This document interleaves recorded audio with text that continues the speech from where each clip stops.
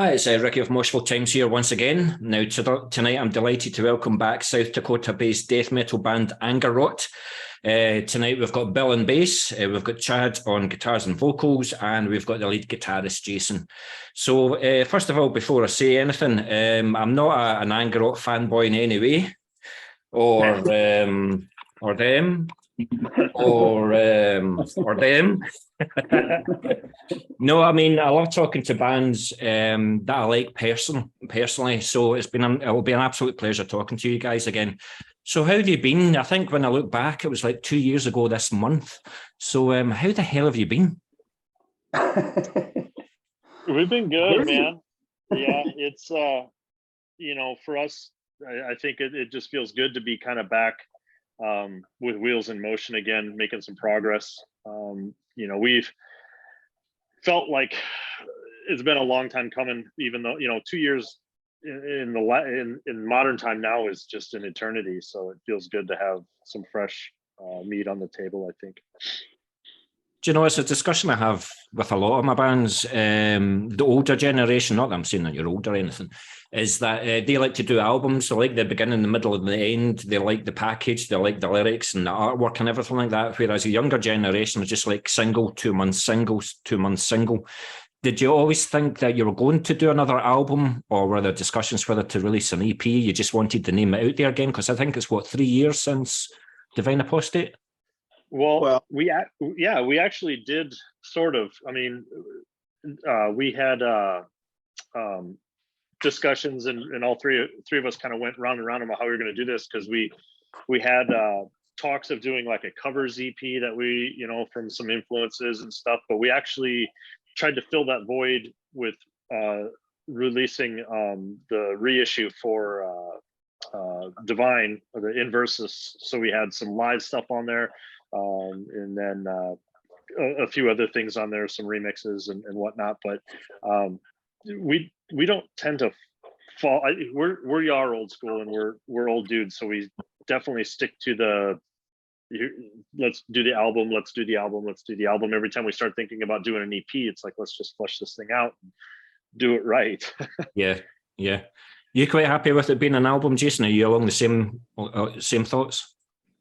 Yeah, I mean, definitely. I mean, it was a nice little, I guess I don't want to call it filler project, but the Inversus thing, so basically you get some alternative artwork, and you get the one cover song that we did by Bloodbath, and then we did a remix of 2 songs from the first album. So it gave us kind of an additional project to do on our end as well, which was cool. But yeah, I mean, I think we're album based. We've got kind of an ultimate end goal in line here with our, you'll see someday, with what our mission is here with our albums. And you can see they kind of have a theme. They all start with the word "the" and stuff like that. So it's yeah, I mean, definitely. I mean, albums are what we all grew up on. You would get the album, you would study the album, you would look at the artwork, you'd read it.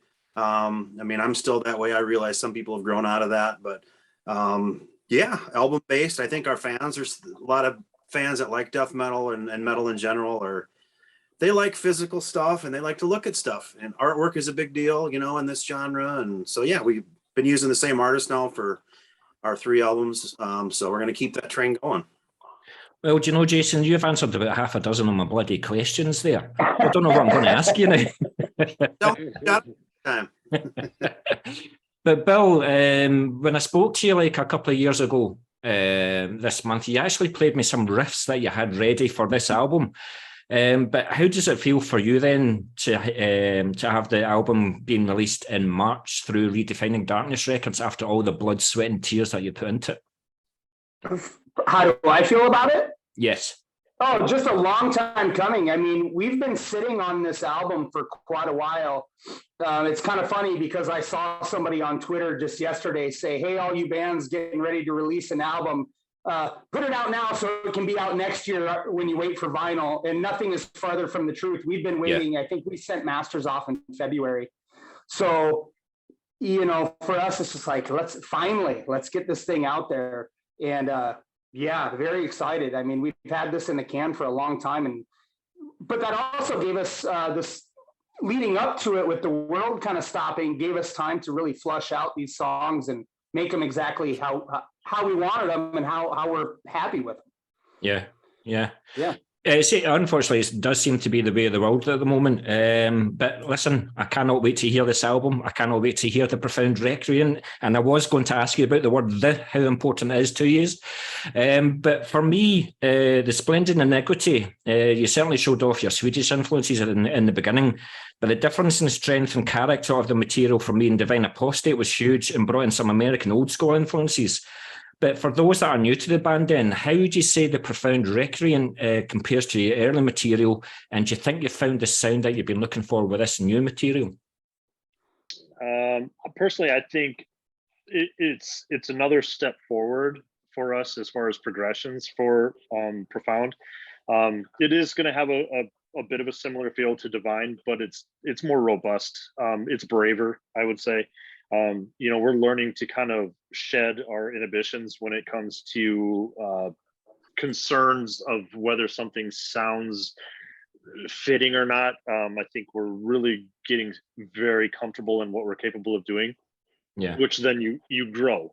I don't think by any stretch have we, turned away from that core HM2 powerhouse sound. I think it's become more refined. I don't think we've strayed away from, straight old school death metal again. I think it's just become more refined and braver again.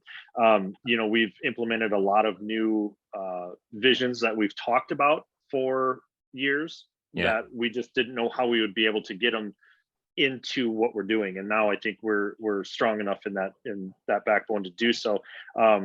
Have we finalized our sound? Absolutely not. There's some things coming for the next record that we've already started writing for the next record, and I think it's going to be a leap like you saw from Splendid to Divine is going to be Profound to the fourth album. There's going to be some pretty heavy progressions. Knowing the reason I say between those two is Divine and Profound were initially drum tracked all at the same time. Okay. So all the drum tracks for both those two albums were done at the same time. That didn't pigeonhole us into doing specific things for Divine, but it will kind of garner a little bit of the same feel. So wow. Do you think it's also because you also told Bill to keep his Motley Crue influences out the band if he wants to start that stuff, create a side project, do not bring them into Angerot? Well played, guys. But what about yourself, James? Like, what do you think about the sound? What did you do differently for this album than Apostate, would you say? Well, I think what we did differently is, I mean, I think we did refine that guitar sound on Divine, and we tried to do it in I guess a little bit more redefining in our own way, I suppose, with the help of our producer Andreas. But what we would do with these songs is we would try to get that aha moment, that spark in each song that it needed to feel completed and sound completed to our ears. Yeah. And until we got there, that was our mission. We might have a song, maybe even in the early stages, we were kind of on the fence going, I'm not sure about this song, or I'm not sure, or, then that was maybe one of us or two of us or all of us that thought that sometimes with the song. But we worked those songs and worked those ideas, because obviously when we come up with guitar riff ideas, we're pretty hard on ourselves. We throw a lot away before we come up with ones that we are going to keep. So yeah. I think we trust ourselves to go, okay, this is what we decided to do in a song. The end result, let's work toward the end result. And I think we got there in every song. I mean, I don't just say that because I'm in the band. I just feel like every song has that moment or that spark that people are going to go, oh, whether it's coming from orchestration or our guest musicians, or could be a vocal line, it could be a guitar lead, whatever. It's got something there that does it for us, and we hope it does it for the listener as well. You keep reading my bloody mind, so you do, because it was the orchestration in the video that I just, how you doing? I really like that. So, but I just don't get it. You just release quality material after quality material. It's just, getting the people to notice it, and it's getting quite hard at the moment to do that.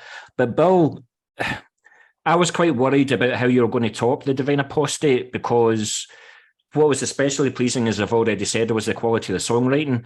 But now that They Shall Take Up Serpents has been released, my worries have more or less been like quashed. But what would you say brought the record to the next level?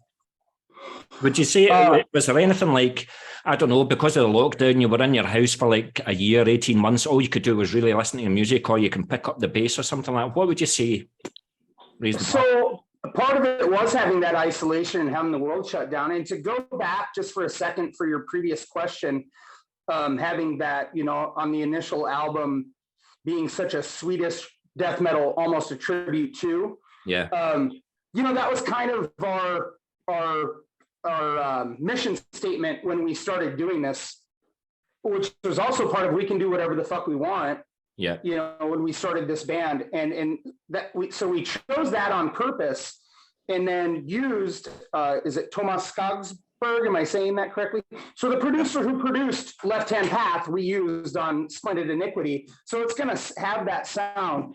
Yeah. I don't think the riff writing initially was much different, other than we started working with a different producer, which kind of opened up, obviously, just a few other things that happened, opened up possibilities, and we sat down, and what became the Divine Apostate, the three of us sat in a room and really went over a lot of things. With Profound Recreant, those things like you were talking about with the orchestration and all that, we really wanted to kind of dive into that and kind of expand and experiment, but not, I don't know if experiment's the right word. Yeah. But kind of like Chad said earlier, to a really full sound for this album. And that time locked away with the world not doing anything really did give us the opportunity to be able to sit and do that with this entire album. Yeah, yeah. See, I do love orchestration. Like, say, bands like Septic Flesh, for example. See, when they do it right. Flesh God Apocalypse can sometimes be a wee bit too chaotic. Dimmu Borgir, I love it as well. But if more orchestration, I'm more than happy with that. But obviously, keep the blueprint of Angerot alive and well. So don't change it. Yeah, just because something works and sounds great doesn't mean you want to overdo it. That's the same with anything. It's still, for us, I think it's still the core of old school death metal. Yeah. Whether you want to call it Swedish style or Florida style, whatever. It's our version of South Dakota orchestrated death metal. Well, that's what I was going to say. It's a mixture of both with your own songwriting in there as well, so you're no longer like maybe like Splendid Iniquity was maybe, as you say, a tribute. This is your shit. Right. And you now own it. You completely own it. So I think that's going to be a big difference between Divine and Profound as well, even though they are kind of like sister albums. And Chad said, we're already writing on the fourth album, and I think that one will be quite a big jump too. But credit to Chad and Jason. I mean, this is it's our shit now. It's no longer a. You keep on answering my bloody questions before I ask them. Like, so you said that you handed in the masters in February and stuff like that. So I presume, and you played me riffs like 2 years ago. So some of the songs are already like 2 years old. Does that mean that you've already got ideas? So like, what have you got written for album number 4? Have you got 1 or 2 tracks already finalized, or you just got like the skeletons of some songs? 6. We got 6 that are we have. We'll just say they're demoed at this point. We have 6 that are on path to some pieces that we're happy with. So yeah, we got a damn good start on to album 4 here. Yeah. Because I noticed the gap between Splendid and Apostate was only like a year. So you're kind of like prolific songwriters, and you must like each other a wee bit if you keep on meeting up and putting songs together. Or do you just send the songs over the internet and stuff? Well, we've actually been, Bill and I started working on stuff, way back in Suffer back in 89, 90. I was going to say 89, 90. Yeah. So we've been working together for a long time. Jason's been in the fold. I've worked with Jason in multiple different bands since, early mid 90s as well. So we've got a very long time with each other. So as far as like, I think we're long since through any of our potential disagreements and whatever. You know, we're all old men now that, you know, the daily drama stuff that tends to destroy most relationships in music is just long since passed with us. So we've and you know, thank goodness that's the way it is. But you know, we are all very much focused and very much like-minded in what we want to achieve. So. Well, that's a fact. I think over the years, Jason's just got that wee bit bigger. You know, he's obviously went to the gym. You know, the gentle giant that he is. Cool. But we talked briefly about the video there. Talking of They Shall Take Up Serpents. Like you guys know how to do videos. I think I remember it was Vestments of Cancer. I said it was like a death metal Blair Witch project. Out in the forest and stuff like that. But I wondered with this video, then you wanted it inside because it was too bloody cold the last time out in the woods. Well, you'd be surprised what's coming up. we as far as videos go, you know, it's something we take very, very seriously. Obviously, you know, we're a visual band. You know, we don't just get up in our t-shirts and blue jeans. Nothing wrong with bands that do that, but we've you know, and I'd say especially myself, I think the whole experience of things, you know, growing up in the 90s with a lot of that stuff, so many bands that you go see make such a huge impact on you by the aesthetic of what you're visualizing as well. So you're absorbing with your eyes as well as your ears. And you know, the modern era that we live in right now where everything is online, I think it's critical to have a visual persona to the band as well. And as we move forward, obviously our visions become a little bit more refined, but our ability to execute that vision has become better as well. So you know, we've tried in the past to do multiple videos per album, and this album is probably going to be double what the last album was. We've already got a couple videos done, and we've got a couple more that are in the works. So you know, that's the goal, is as we go through this album cycle, that we can produce visuals continually going on. And every time we shoot a video, it's like you're constantly trying to outdo the last one that you did, with how ridiculous you can be, you know. And so we've got some cool shit coming up as far as video stuff too. So we're really, really excited about that aspect. But you guys are going to have to stop answering questions before I ask them. I'm running out of material here. But yeah, you're probably going to send the questions beforehand. I know. But you've probably been asked 101 times already. But I was just wondering, I just also have to quickly point out, see every single video that you have, you wear the same outfit. So that must be like a good 5 or 6 years old. Is it no stinking yet? Are the clothes not like walking away in the wardrobe? They have progressed, but it's been very much in the same vein. And I think that's also something you'll see when the next album cycle comes through. We have some pretty crazy ideas that we want to try to get through with there. That's almost like a complete opposite end of the spectrum where we're sitting right now. So we'll see how that pans out. Yeah. No, the costumes are great. I do like them. I was only kidding on, but you've probably been asked 101 times already. But I was wondering if you could explain a wee bit about the location for the video and They Shall Take Up Serpents. Before you answer that, I just have to say that I love the song. I know it's been viewed like 2,600 times or something like that, and I might have contributed 1 or 2 times to that. But again, I just love the orchestration then. So tell us a wee bit about the location and how the hell you managed to get all that set up. Well, we were at so we went down to Glendale, Iowa. We have some acquaintances that referred us to this place. It's called Hillside. Is it Hillside House of Hell? Is that what it is? Yeah. So it's a haunted house. It's an old nursing home that's been converted into a haunted house up on a hillside.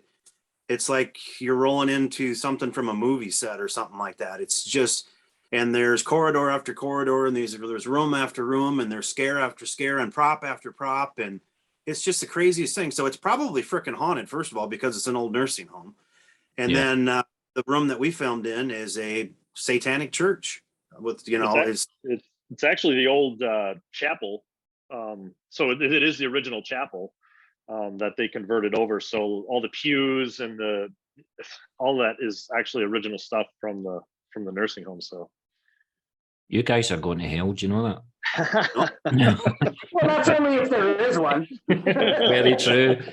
Very true. But Bill, did anything scary happen on set then? No, but goddamn it, I wish there would have been. Chad and I roamed around for a while, but that was the first thing when we, it's two guys that they were in the process of building this, and this was during COVID, and these guys bought this place, and the first thing they did was renovate 2 old rooms so that they could live there. Yeah. And then they did it all during lockdown, and they were building all these things. I guess they ran another haunted attraction not far from there, and that was the first thing I asked is this place freaking haunted, man? Because half of it was still an abandoned nursing home. And Chad and I explored for a while. As you saw in the videos, there were shots with actors and everything doing things. So we had time to just kind of roam around. Did you play pranks on one another? No. You almost don't have. You almost don't have to. The thing is so bonkers. It's huge. It's like 30,000 square feet. So yeah. it's massive. So the whole time you're just like, you're walking around and you're just like, do we turn here? Do we, you're kind of already on the creep, so it's. Was the biggest fright when you looked in the mirror? Yes. Thought so. And Jason, just to let you know that the door behind you just opened a wee bit, but just don't want you to worry about anything. I see that. Yep. But thanks very much for that, guys. So we talked about it a wee second ago there. So is that going to conclude the more visual side of the album, or do you have another video releases to coincide with the album release in March? Like, are you going to do another one before the album and then maybe another 2 after the album release?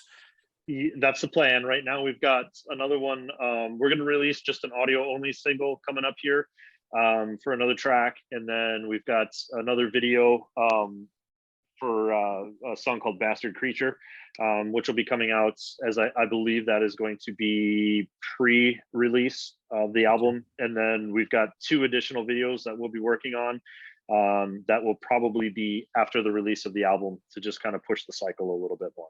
Cool. And talking about the visual side of the album then, who did you get to do the cover for you? John Zig again. So we've worked with John Zig on all 3 albums. And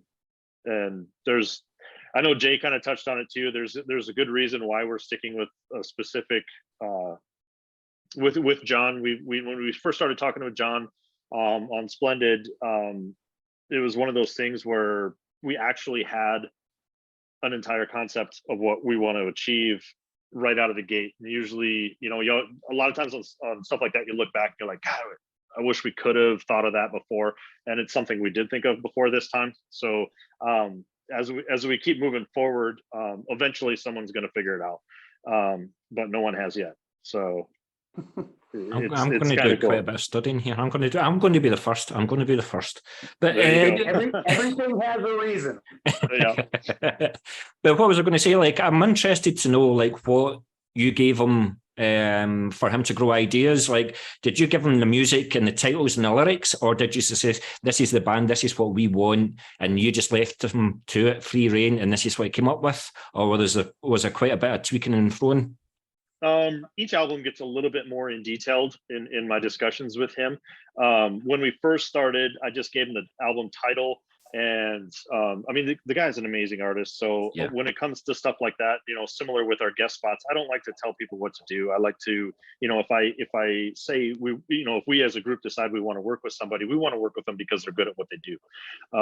So is a brief discussion kind of talking about what the album is about basically, and then he just ran with it. Now, as we move through, each piece is a little bit more critical. So there's a little bit more discussion on how to accomplish the cover art, and keeping it relevant to what the album is about, but then keeping it relevant to what the whole picture is. So it's as every album goes, the talks get a little bit more in depth with John, but he's he's phenomenal, and really there hasn't been a single album cover so far to where he comes up with something and we're like, nah, that's not it. Yeah. Like he comes up with something and we're like, yeah, that's good, let's roll with it. Yeah. No, cool. That's excellent. Thanks very much for that. That's great. Thanks very much for that, guys. So, is there anything different? Well, we kind of talked about this a wee bit earlier on because you answered like 10 questions ahead with one answer. Is there anything about the way that you recorded the Profound Recreant that you did differently than the Divine Apostate? Or do you think that you found the formula that you're happy with and will stick to it? Because I think you're using the same places for recording as well as mastering and mixing. So it seems to be like you've got a settled formula, but have you got ambitions in the future to try something different, or are you just happy with the way that everything's turning out? Jay, go ahead. Yeah, I would say kind of fallen into our comfort zone with, I think Divine and Profound were pretty similar in our approach. We worked with Andreas Lenneman from Hop House Studios over in Denmark, over in your region there. Yes. And so if it, I think we feel like if it's not broke, we're not gonna, try to change it up too much. I mean, I suppose that's subject to change, but as I sit here today, I don't think there's any reason to. We can find. I mean, we can fine tune. We can try to. I mean, we achieved we wanted more clarity in our guitar sound because, as much as we love HM2, sometimes with some bands, there's just not much clarity. It depends what you're doing on the guitar, but if you're doing speed picking and tremolo picking, boy, it can really lose clarity. And we didn't want to, I don't think we want to, I mean, I feel like we don't want to limit our writing based on, well, how is it going to come across with HM2? We want to figure it out. Yeah. So we can do what we want to play and what, because obviously an HM2 sounds the best when you just ring a damn note. It's just like, it's huge, but obviously we're not doing that all the time, so. Yeah. No, I would say if it's not broke, I would say that we have no reason to change it up, at this point. Again, I have to say about going back to the video, the sound, everything. I really like the drum sound. I like the guitars. Even heard some of your vocals, Bill. No. It just looks like that in the video. Jason and I do backing vocals live. So got to have fun when you're shooting a video. And well, if you do backing, you're not the first person to ask me that. Well, if you do backing vocals live, then why not do backing vocals in the bloody CD then? Well, I mean, technically, Jay and I have snuck on there a couple times, but no, that's all. That's Chad rules that domain better than almost everyone. So I'm not a control freak by any stretch, but when we get into and actually. I think Jay's got some vocal stuff on this album too. And I think Bill does too. But it's minimal, but it's when we get into the recording process, it's like I'm flushing everything out in my head, how I'm going to approach things and how I'm going to get things done. And it's like trying to teach someone else your vision as you're going through it. I tend to hear how this album is going to sound, lyrically and vocally in my head far before we start recording. So it's like I'm just trying to work through things, and sometimes I can bring other people into that mold, and sometimes I can't. So most times I'd say it's really difficult to do. But these guys, there's no way that I could do on the album live, without their help, and they do a fantastic job of making me sound good. So one of the best things that I've seen live is like a band like Nile, and they've got 3 vocalists, and see when they just do, oh my God, I love a band with 2 vocals and stuff like that as well. I think I had so much diversity to the song, so I was like, when I saw Bill sing, or mime as he's now saying, I was like, that's Bill. Well done. Well done. Yeah, and every album gets a little bit more intense, and I think we've gone over what's going to be required from Jay and Bill for performing this new material, and it's pretty heavy compared to what we've done in the past. Divine was greater than Splendid, and Profound's greater than Divine, so there's actually quite a bit of that on this new album, so especially live. You know, Yeah, and it's a blast. I mean, there's no. I was sitting here trying to think like of any bands that have multiple actual singers in death metal, and it doesn't make sense to not have your main guy doing it all on the albums and then live going with how we do it with Jay and I both doing backing where it needs to be to get it to as close as we can to the album. What I've noticed about Chad is like he writes like 10 words to a line, and then Jason comes in with a riff that's 2 seconds, and Chad's like, I've got to sing that in 2 fucking seconds. But I know that pretty much in all of your songs, you're quite relentless with your vocals. There's no gaps. There's no let me out of here, burning in this hell, my casket breathes the stench of burning flesh. And I don't know why I'm singing a cancer song to you, burning casket. But that was just like an example of how simple it could be. But you purposefully make it more telling a story. Yeah, it's as Jay kind of touched on earlier. I have this thing that I like to bring to each song when we start finally laying vocals on stuff is I kind of have in my head what the hook is, but sometimes certain parts of a verse should shine like a hook does. So we have this joke that we'll do. It's like, oh, this is the chorus 1, this is chorus 2, and this is chorus 3. That each verse needs to be memorable. Each, I look at lyrical delivery. I draw a lot of influence from like Dave Vincent and guys like that from the 90s, where they're memorable lines. They're, even like, Frank Mullen, like, they're distinguishable. You can understand them. They're articulate and they're catchy. Yeah. I'm not here to just grunt out every line. I want it to be dynamic. I want people to feel the infliction and the emotion in what I'm saying, even though it's aggressive, guttural death metal. I think you can actually achieve all of the above and have it so, just like you with that cancer line, it sticks in your head. It's catchy, and it doesn't have to be the chorus to be a hook.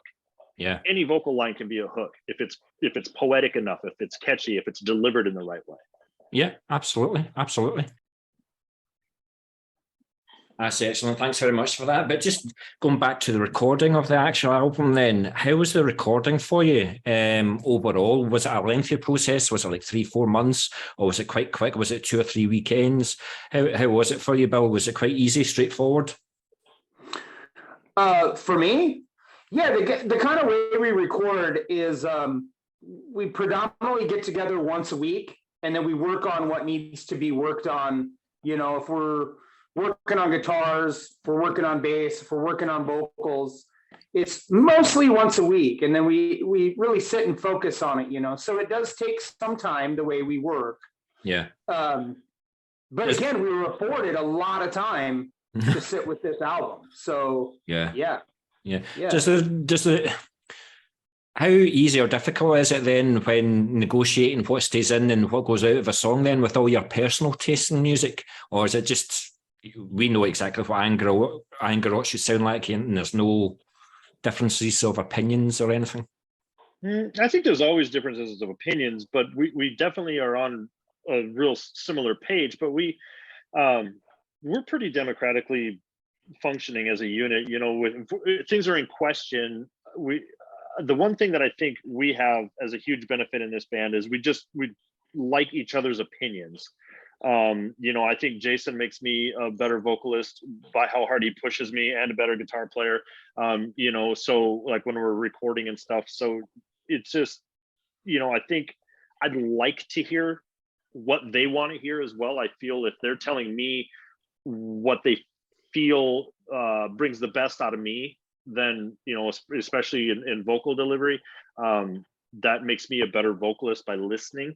But that's kind of how our process works. We criticize each other, but it's not really criticism. It's more of hey, we hear this, maybe let's try to adjust this, and we're so used to it. I think it's not even a matter of having thick skin. It's just, like I said, I think by me being able to listen, it makes me a better player. And I think we're all very much in that same vein.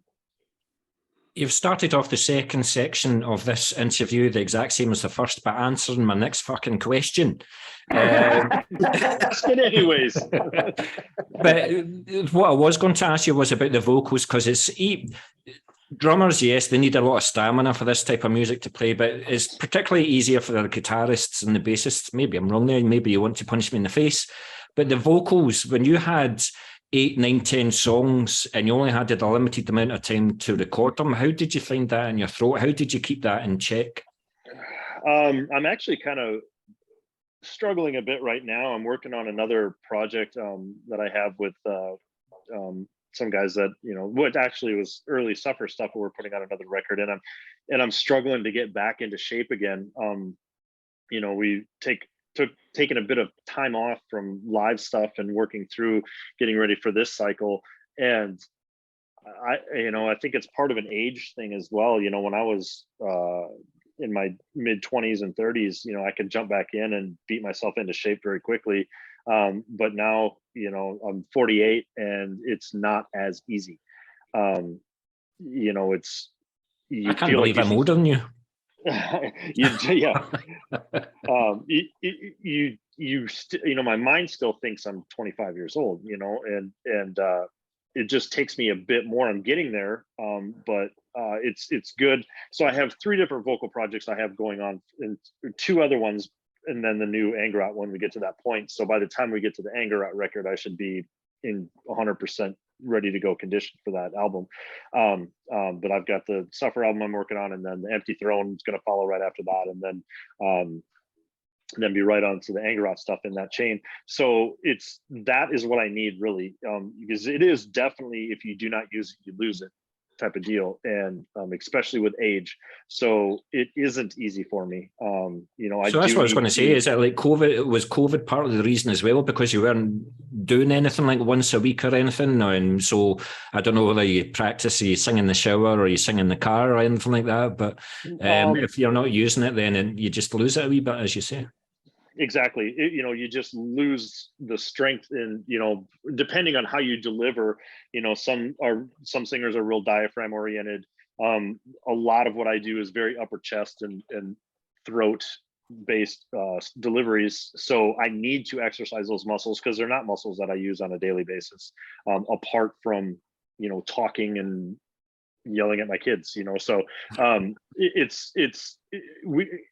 was staying in really good shape for a while when we were doing all the live rehearsal stuff, prepping for live shows and whatnot. And then we got out of that cycle and got into finishing the record. And then, you know, you're kind of jumping from A to B and whatever. And you know, I think now we're getting back close to that point where I'll be doing vocals quite a bit between rehearsals and then studio for these other projects. So I can kind of get my chops back a little bit, but I've noticed it more. It's funny that you mentioned that, because you can ask Jay, man, I've gone through this whole thing. It's kind of depressing when you step back into it. It's like forgetting how to play guitar or something stupid, you know, that in my head knows how it should work, but my body doesn't want to do it. Yeah. So. I feel for you, Chad, because as you say, you're getting older and things like that, and your vocal cords are changing, and then you get guys like Jason saying, "Sing louder, you're not growling enough. Sing deeper, push it up."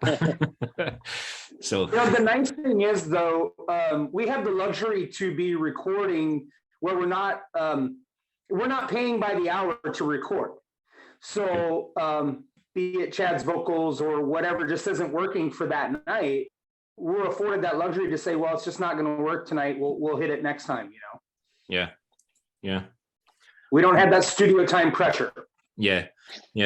Well, that's what I was also going to ask. Like, it's a good 2.5 years, 3 years maybe since Divine. Was there any pressure from Redefining to get the album out sooner, or was it just the case of the way the world is at the moment, everything's going to be pushed back? It was probably the opposite, to be honest. I was pushing Thomas really hard. Thomas gets tired of me in a lot of levels, I think. My brain never stops, so I'm constantly, whether it's merch or you know, pressing for the next release or something like that. But that's why we did Inversus, was because I was pushing so hard to try to get this album out sooner, and he wanted to see Divine run a stronger course, you know, in time. So we kind of waited, and then vinyl is obviously an issue. So the way things panned out, we were hoping to hit the last quarter of last year, and actually even Q3, but it just nothing is. Yeah, so this was the best we could hit it, and honestly, it's probably better. I don't think we've released an album Q1 ever, so maybe it's changing things up. That is, like when Divine came out, unfortunately, it came out right when everything went to hell. So I think a lot of things kind of got lost in the tornado of world chaos that hopefully this album hits people at a time when they're ready to hear new material, and hitting it on the first parts of the year, people are looking for new things. So trying something different. It's like you said, they were all turning to shit when Divine came out. I mean, how is it going to be like when you do go out gigging? We're going to talk about gigs later on. In fact, we may as well talk about it just now. The world's opened up again, and you can go out gigging anywhere and everywhere that you want.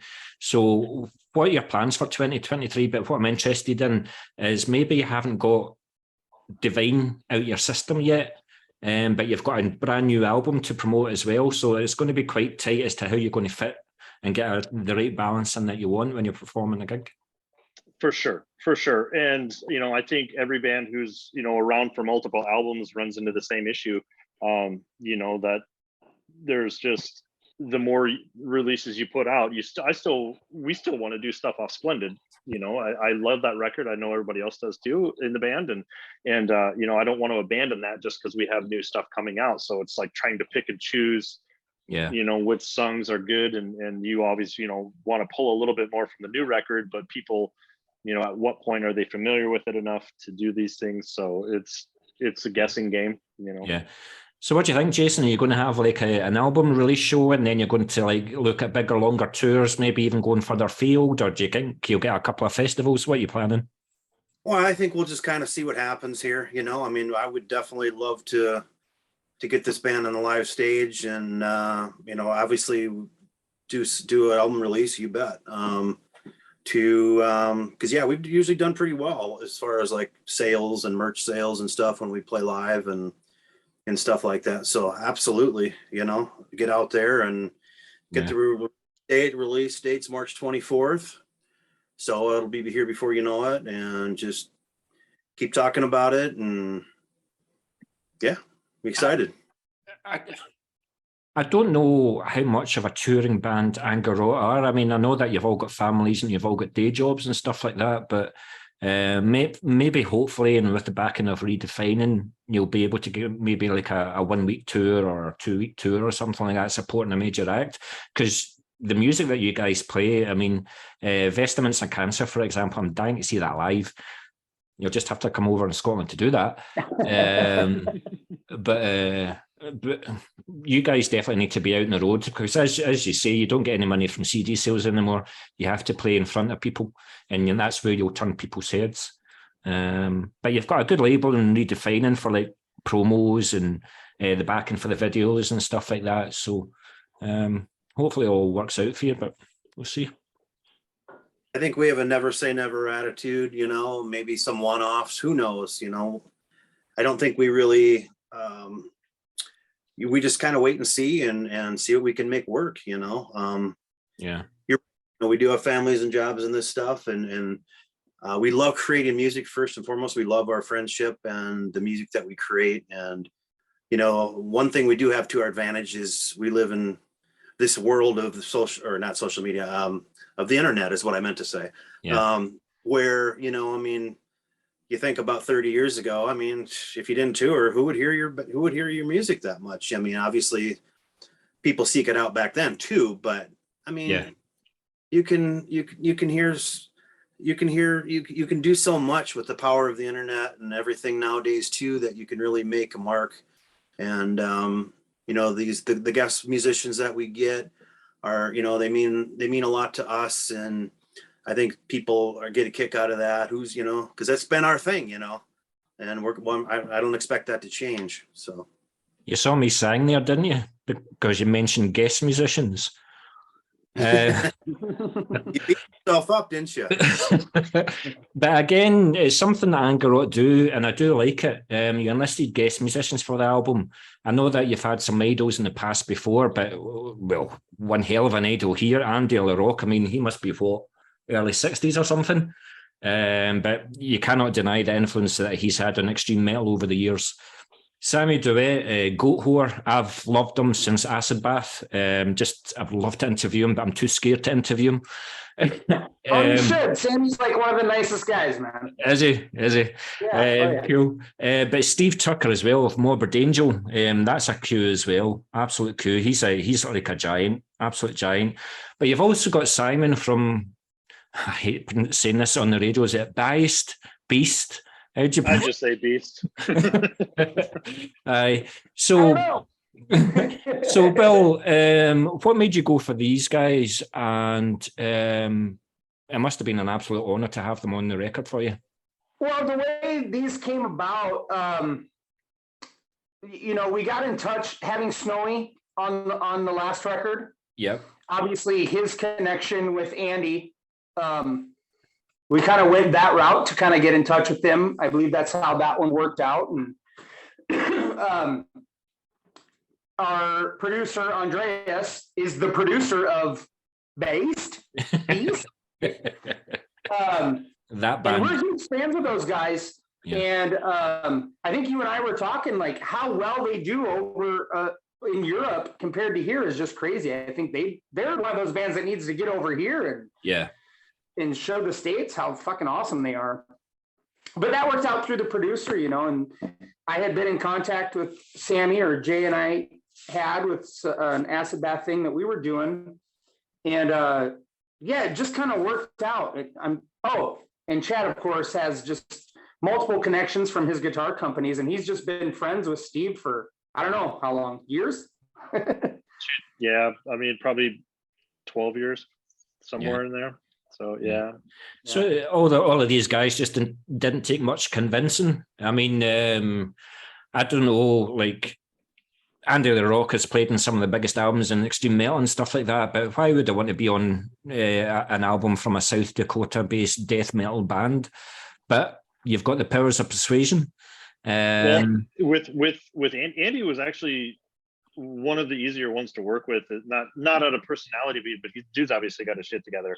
And when we spoke to him, he just said he's one of those guys. He's smart enough to not just say, yeah, man, I'll be on your record. Like, he says, I want to hear what you're offering, as far as let's hear the material.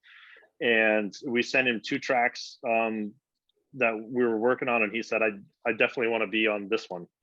And he said, and it was like, okay, so I think to a lot of those guys, especially the older guys, that have been in death metal since the 90s, when they hear what we do, it kind of rings with them a little bit. I think it resonates in a way that they know. I mean, we're from the same generation that got them into this kind of music as well as us, so same with Steve. When we talked to him, he was actually supposed to be on the last record, but tour cycles didn't work out and for lining up studio time, so we made sure to make room for him on this record. But Andy was wonderful. He delivered in a huge way. Whenever we work with these guys, again, like I mentioned earlier, none of us ever tell them what to do. Yeah. Especially like Andy and stuff, we just send him the track and say, go, whatever, put in as much as you want to do, whatever you feel it helps Andy be inspired to be Andy, because obviously we love what he does and he's a genius and it shows, Yeah. I think every time we've ever had a guest, it's almost, when we get that material back, it's like almost like unwrapping a Christmas morning present, because we don't know what's going to happen. And because that's exactly what we tell them. You do you. Here's where we're thinking at in the song, but do whatever you want, whenever you want. And we get it back and have just been blown away countless times, every time. Absolutely. And you're right, Bill, about Baest. They're absolutely huge over here in Europe. They just play excellent groove death metal. It's just brilliant. Absolutely brilliant. Yeah. And also, Chad, the next time Steve comes into your guitar shop, maybe suggest to him like a support slot for the next Morbid Angel tour. We've already talked about it a couple times. So, you know, there's, we were talking about hitting, it was actually not the tour they have upcoming, but the one that they had already booked for last fall. And then Trey canceled everything because a lot of the venues were trying to implement certain regulations that had to be followed by attendance and bands or whatever. And Trey's he doesn't like dealing with a whole lot of that nonsense. So they just canceled the whole tour and whatever. So we were talking about it. And I honestly think at some point that may happen with Morbid, just because, you know, I have a very strong relationship with Steve. He's an amazing guy. And he's also very supportive of the things that I've done and the business ventures I've done as well. And him and I just see eye to eye on a lot of different things. So, you know, that's definitely the potential there. You never know. You never know. I know Morbid Angel tour the world, so you never know. You might have to quit the day job and earn your fortune and play places like because it must be amazing in this day and age finding out fans that you've got in like the Philippines or Peru or Turkey and Scotland and things like that. And you'll only get that by going out and playing. So hopefully it'll happen one day. Hopefully, because I would love to see you guys live. Maybe one day. I do have a certain festival, but I think you guys will be a wee bit expensive. I may ask if you can swim over to cut costs. But we'll get there. But going to the lyrical content of the album, Chad, did you do all the lyrics, 90% of the lyrics? Did you welcome contributions from Jason and Bill, or were you happy to take that pressure and the onus on it all again? That's just something that I've always kind of carried on my own, pretty much in every band I've ever been in. I think I've, you know, taken in some concept ideas on a few things, but it's hard for me then to figure out how to apply if it's not coming from myself, you know. But lyrically, everything is mine, from my head and my heart. However, the exception to that would be delivery is one of those things to where I really do like it when everyone's in the studio with me. Some singers don't like that.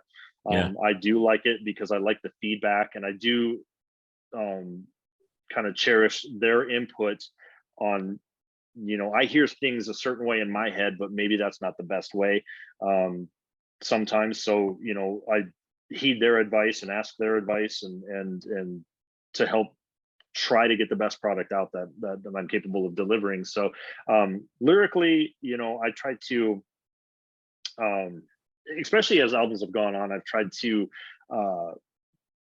be as poetic as possible on topics that aren't necessarily conducive to poetry. You know, I take the challenge in that, and I really enjoy that aspect of this album. Is probably has some of my better moments of I when I go back and listen to it, I'm kind of stunned that came out of my mouth, you know. So but and then Jason says it was his idea that gave it into your mind first of all. So I kind of on this one, usually I'm a little bit, I'm not apprehensive, but you know, I think there's a certain level of, you know, Chris Barnes' vulgarness, you know, or you know, Frank Mullen's offensiveness, that it's cool when I hear somebody else do it, but it's hard for me to hear myself do it. But I think I slipped in a few on this record. So So do you read a lot of books to get your background, or are you one of these guys that you've always got a pad and a pen on you and you just walk along the street, you say something, you take a wee couple of notes and then you expand on that later? A bit of both, actually. I have an app on my phone that I kind of categorize, and many songs just start with one line that comes into my head, or a saying that I'll hear somebody say where it's like, God, you know, it's capable of being fleshed out into something really cool, just a saying, you know, like Serpents is an example of that. You know, we were at a family gathering, and my brother, who is a very accomplished guitar player in his own right, is a very knowledgeable person, and he made a comment about snake cults and them taking up serpents to get their point across. And I was just thinking, God, that's, I haven't heard anyone really articulate that aspect before. So, it's those type of deals where it's like I try to be constantly, my head's always clicking, waiting to hear something that catches me. As far as reading and stuff, I don't spend enough time reading, but I do spend a lot of time watching documentaries, especially older documentaries, and kind of fringe documentaries, so covering topics that, whether it's the occult or history. I love history. And I think, you could probably write 100 albums based off of how twisted our history is as humankind. So, that's where I pull the vast majority of my ideas from, I'd say. Cool. That was really interesting. But I also wondered whether it's sometimes when you're in the studio and Bill annoys and you just want to hit his head off the wall and you're like, oh, wait a minute, I'll take a note. That's a good lyric, that. But no, that was really interesting. But thanks very much for that, guys.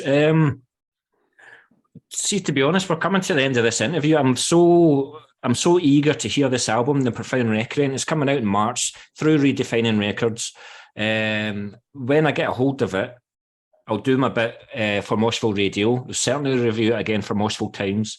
And it'll just get played here, there, and everywhere. And I'll certainly do my bit to promote you guys.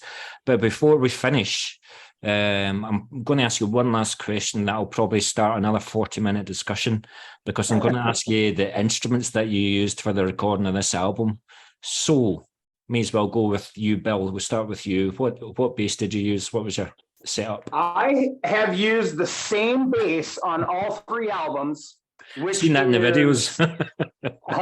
But not in the videos, no. I've used the first generation Blackheart 4-string bass guitar, which was Chad's previous guitar company, which I have on the wall right there, just all pretty. There you go. This is ever going to be on video, but whatever. That's what I have used that bass on these first 3 albums. I do play a 5-string BC Rich Warlock live. So right, you know what I'm going to ask next then? Why the difference? You know what? I don't know. It's just that it just worked out that way. And once I used it once, it was like, I might as well just keep using it. So what about using the 5-string for recording? Right. What about using the 5-string for the recording? So that's what might change coming up for the next one. All right. I did just purchase a 5-string Legion, which is Chad's new guitar company, and they are beautiful. So that might be the change. It does worry me, because if you're going to 5-string, then that means that you may become a technical death metal band, and before you know it, you're going to write a concept album, and oh my God, write about swords and knights and stuff. He'd have to get a fretless. As soon as Bill gets a fretless bass, that's my next 5-string fret. What's that guy in the Amon promo picture have? Like a 7-string. Whatever. Yeah. Cool. Thanks very much for that, Bill. Jason, what's your setup? What's your amps? What's your pedals? Something tells me you're the geek of the band and you've got like 40 pedals for your guitar. Not really. I'm everybody will say I'm a creature of habit. I've owned some of the same guitars I've had for 30 years. I don't get rid of anything. So I think I've used the same guitar on all 3 albums, the BC Rich Junior V. We use 5150. I think one of us has, I can't remember whose is whose. One's got a block, one's got a signature. Then we use Vader cabinets. And of course we use HM2, but we have our own version of the HM2 now, the Angerot pedal, which, wait a minute. Yes, Harvey Audio did create the Angerot HM2 clone. That is gorgeous. It's the chainsaw. So that's gorgeous. Got this after the last album, so you will probably be hearing this on the next album, I would imagine. So, yeah. So that's pretty much the simple setup.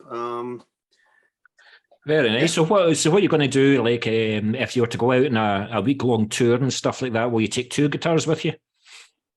Have to have a backup. So, yep. Yeah. Have to. Why, does it take you like 10 minutes to replace a broken string?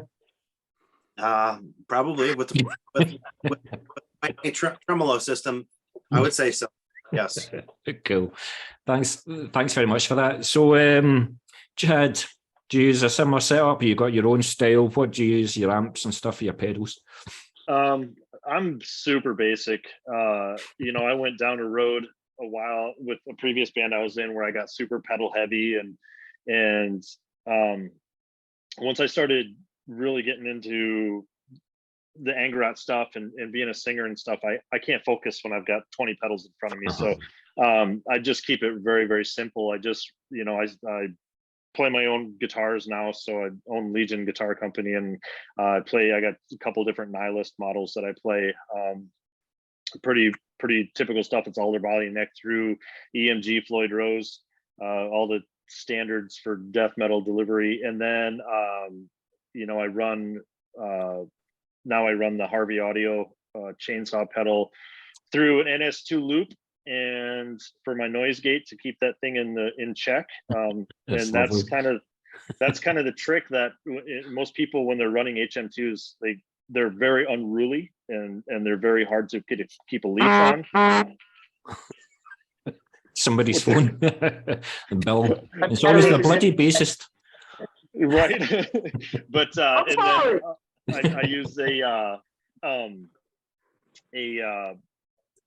5150 block, and as Jay mentioned, we have 4 Vader 412s that are custom tuned Eminence speakers in there, so they're super thick, and they're the only real cabinets that I found over time that handle what we're trying to deliver with as much low end. We tuned a sharp, so it's a lot of super girth, and right now I think I'm so pocketed with what we're using for stuff that I don't ever see me straying from that or feeling like I need to add to it or do anything.